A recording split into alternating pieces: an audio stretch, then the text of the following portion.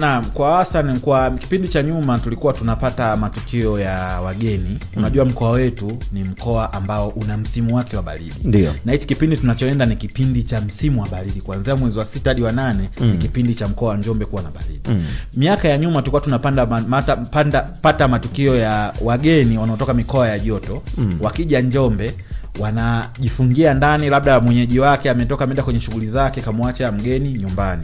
Sasa mgeni anaanza kuathirika na ile baridi, anawasha jiko la mkaa, anaanza kota moto, madirisha milango ikiwa imejifunga.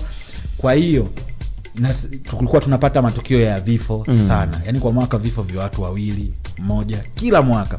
Lakini kwa mwaka jana, mwaka huu mpaka sasa hivi tutapata tukio lolote la kifo cha mtu kupoteza maisha kutokana na matumizi yasiyo sahihi ya jiko la mkaa.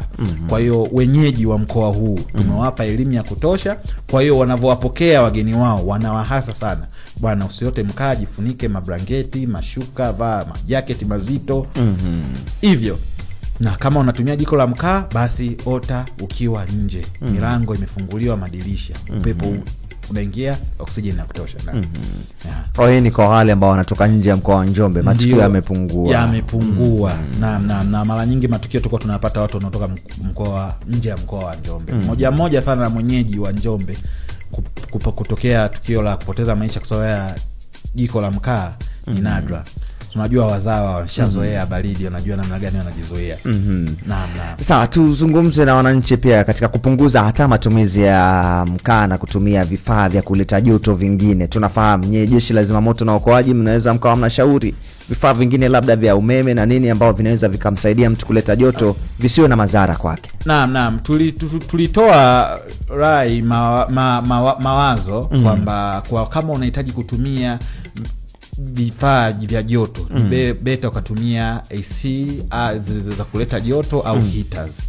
Lakini pia tulikuwa kwenye miezi miwili iliyopita tulikuwa sana kwenye kampeni ya kuhamasisha matumizi ya nishati safi ya gesi ya kupikia.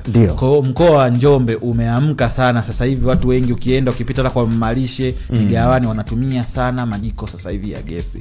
Kwa sababu sio gharama na ni rahisi kupatikana na hatari yake ya kiafya iko chini, yani hakuna hatari za kiafya. Si uwezi linganisha na mkaa. Si uwezi kulinganisha na mkaa ambao leo unakuta mama ntilie yuko katika shughuli zake za biashara ya mapishi ya chakula, anatumia jiko la mkaa. Baada ya miaka 10-15 kamaliza kumsomesha mtoto wake chuo, mtoto anaanza kumhudumia yeye.